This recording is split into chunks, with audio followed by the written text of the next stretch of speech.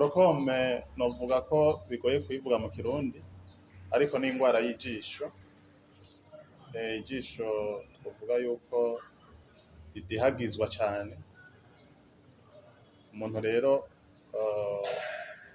hari igihe atabimenya bikaza bukebuke, uko imisi ihera niko ijisho rigenda ryononekara, mbere iyo atavuwe riraheza rikamutera n'uruhumyi. Iyo ngwara hano mu Burundi iriho naho ata vyigwa vyinshi birakorwa, ariko iyo ngwara twarabonye ko hari abagwayi bayifise, mbere mu misi iheze baheruka no gushiraho ishirahamwe ry'abagwaye iyo ngwara kugira vy'ukuri bifashe no kuyibwira abandi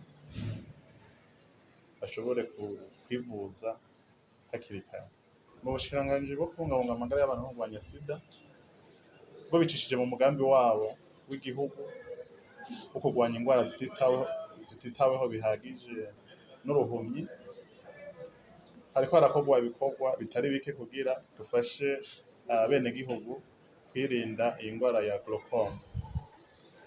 Igikorwa ca mbere twabanje gukora, duheruka gushiraho umugambi w'igihugu wo kurwanya ingwara zitera uruhumyi, ico twise mu gifaransa Plan stratégique national de lutte contre la cécité évitable.